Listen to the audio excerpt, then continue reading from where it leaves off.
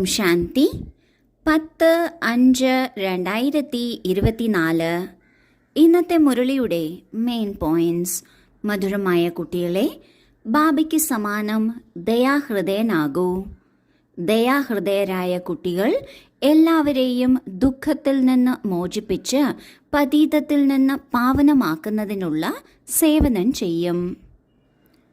ശിവ് ബാബ മുഴുവൻ ലോകത്തിലുള്ള ആത്മാക്കളുടെയും പിതാവാണ്. എല്ലാവർക്കും ഈശ്വരനോട് അല്ലെങ്കിൽ ബാബയോട് സ്നേഹമുണ്ട്. എന്നാൽ പലതരത്തിലുള്ള കാര്യങ്ങളാണ് ഈശ്വരനെക്കുറിച്ച് ലോകത്തിലുള്ളത്. അതിൽ പലതും ഈശ്വരനെ അപമാനിക്കുന്ന തരത്തിലുള്ളതുമാണ്. എന്നിരുന്നാലും ദയാഹൃദയനായ ബാബ ഒരിക്കലും അങ്ങനെ പറഞ്ഞു ഇങ്ങനെ പറഞ്ഞു എന്നത് ഓർമ്മിച്ചു വെക്കുന്നില്ല. എല്ലാവർക്കും മേലും ഉപകാരം ചെയ്യുകയാണ് ചെയ്യുന്നത്.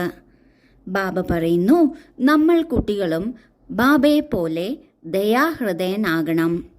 ദയാഹൃദയരായാൽ മാത്രമേ ലോകത്തിലുള്ള ആത്മാക്കളെ ദുഃഖങ്ങളിൽ നിന്ന് മോചിപ്പിച്ച് പതീതത്തിൽ നിന്ന് പാവനമാക്കുന്നതിനുള്ള സേവനം ചെയ്യാൻ സാധിക്കുള്ളൂ. ചോദ്യം: മുഴുവൻ ലോകത്തിൻ്റെയും ആഗ്രഹം എന്താണ്? അത് ബാബയ്ക്കല്ലാതെ മറ്റാർക്കും പൂർത്തീകരിക്കാൻ സാധിക്കില്ല. ഉത്തരം: മുഴുവൻ ലോകത്തിൻ്റെയും ആഗ്രഹമാണ് ശാന്തിയും സുഖവും ലഭിക്കണം എന്നത്. എല്ലാ കുട്ടികളുടെയും വിളി കേട്ടാണ് ബാബ വരുന്നത്. ബാബ പരിധിയില്ലാത്തതാണ്. ഇത് കാരണം വളരെ ചിന്തയുണ്ടായിരിക്കുന്നു, എൻ്റെ കുട്ടികളെ എങ്ങനെ ദുഃഖിയിൽ നിന്നും സുഖിയായി മാറ്റും എന്ന്. ബാബ പറയുന്നു, കുട്ടികളെ, പഴയ ലോകവും എൻ്റേത് തന്നെയാണ്. എൻ്റേത് തന്നെയാണ് എല്ലാ കുട്ടികളും. ഞാൻ വന്നിരിക്കുന്നത് എല്ലാവരെയും ദുഃഖങ്ങളിൽ നിന്ന് മോചിപ്പിക്കുന്നതിനാണ്. ഞാൻ മുഴുവൻ ലോകത്തിൻ്റെയും അധികാരിയാണ്. എനിക്ക് തന്നെയാണ് എല്ലാവരെയും പതീതത്തിൽ നിന്ന് പാവനമാക്കേണ്ടത്. മുഴുവൻ ലോകത്തിൻ്റെയും ആഗ്രഹമാണ് ശാന്തി വേണം, സുഖം വേണം എന്ന്. ഇന്ന് ലോകത്തിൽ ഒരൽപ്പം പോലും, ഒരു തുള്ളി പോലും സുഖമോ ശാന്തിയോ യഥാർത്ഥമായത് ലഭിക്കുന്നില്ല.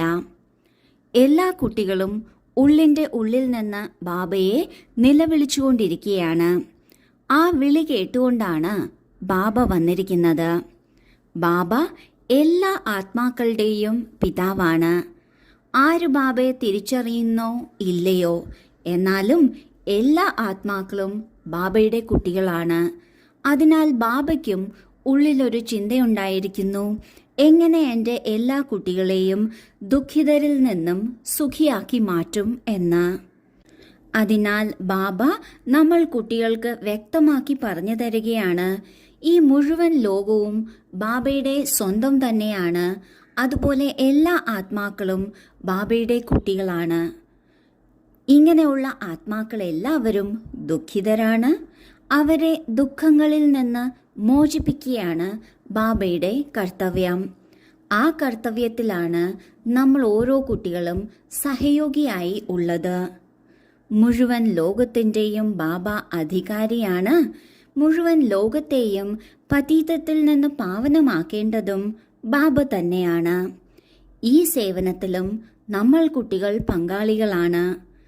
വിശ്വപരിവർത്തനത്തിനും ലോകത്തിലെ ആത്മാക്കളെ ദുഃഖത്തിൽ നിന്നും മാറ്റി സുഖത്തിലേക്ക് കൊണ്ടുവരുന്നതിനും പതീതത്തിൽ നിന്നും പാവനമാക്കുന്നതിലും നമ്മൾ ബാബയുടെ പങ്കാളികളാണ്. ധാരണയ്ക്കുള്ള മുഖ്യസാരം: 1. ബാബയ്ക്ക് സമാനം ദയാഹൃദയരാകണം. എല്ലാവരെയും ദുഃഖത്തിൽ നിന്ന് മോചിപ്പിച്ച് പതീതത്തിൽ നിന്ന് പാവനമാക്കുന്നതിനുള്ള സേവനം ചെയ്യണം. പാവനമാക്കുന്നതിന് ഒരു ബാബയോട് വളരെ വളരെ സ്നേഹമുണ്ടായിരിക്കണം. 2. ബാബ പറയുന്നു, ആര് കരഞ്ഞോ അവർ നഷ്ടപ്പെടുത്തി. ഇതിനാൽ എങ്ങനെയുള്ള പരിതസ്ഥിതിയാകട്ടെ നിങ്ങൾ കരയരുത്. ആദ്യത്തെ പോയിന്റിൽ ബാബ പറയുന്നു, ലോകത്തിലുള്ള ആത്മാക്കളെ ദുഃഖത്തിൽ നിന്ന് മോചിപ്പിച്ച് ഏറ്റവും മോശമായ തമോപ്രധാനമായ പതീത സ്ഥിതിയിൽ നിന്നും പാവനമാക്കുന്നതിനുള്ള സേവനം ചെയ്യണം. ഇതിനായി ബാബയെ പോലെ ദയാഹൃദയർ ആകണം. നമ്മൾ സ്വയം പാവനമാകുന്നതിനായി ഒരു ബാബയെ വളരെ സ്നേഹത്തോടെ ഓർമ്മിക്കണം. രണ്ടാമത്തെ പോയിന്റിൽ ബാബ പറയുന്നു, കരയുകയാണെങ്കിൽ അവർ നഷ്ടപ്പെടുത്തുകയാണ്. എന്തു വന്നാലും കരയരുത്. വരദാനം: സ്വയത്തിൻ്റെ രാജ്യത്തിലൂടെ തൻ്റെ കൂട്ടാളികളെ സ്നേഹിയും സഹയോഗിയും ആക്കി മാറ്റുന്ന മാസ്റ്റർ ദാതാവായി ഭവിക്കട്ടെ. രാജാവ് എന്നാൽ ദാതാവ് എന്നാണ്. ദാതാവിനോട് പറയുകയോ ചോദിക്കുകയോ ചെയ്യേണ്ടി വരുന്നില്ല. ഓരോരുത്തരും സ്വയം രാജാക്കന്മാർക്ക് തൻ്റെ സ്നേഹത്തിൻ്റെ സമ്മാനം ഓഫർ ചെയ്യുകയാണ്. നിങ്ങളും സ്വയം തന്നിൽ രാജ്യം ഭരിക്കുന്ന രാജാവാകൂ. എങ്കിൽ ഓരോരുത്തരും താങ്കളുടെ മുന്നിൽ സഹയോഗത്തിൻ്റെ സമ്മാനം ഓഫർ ചെയ്യും. ആർക്ക് സ്വയം തൻ്റെ മേൽ രാജാവാകുന്നത് അറിയുമോ, അവരുടെ മുന്നിൽ ലൗകിക അലൗകിക കൂട്ടാളികൾ അതെ ഹാജരാണ്, ശരി, ഉവ്വ് എന്ന് പറഞ്ഞുകൊണ്ട് സ്നേഹി സഹയോഗി ആകുന്നു. ഓർഡർ അനുസരിച്ച് നടത്തേണ്ടത് തൻ്റെ കർമ്മേന്ദ്രിയങ്ങളെയാണ്, അല്ലാതെ പരിവാരത്തെ അല്ല. അങ്ങനെയെങ്കിൽ എല്ലാവരും താങ്കളുടെ സ്നേഹിയും സഹയോഗിയും ആയിത്തീരും.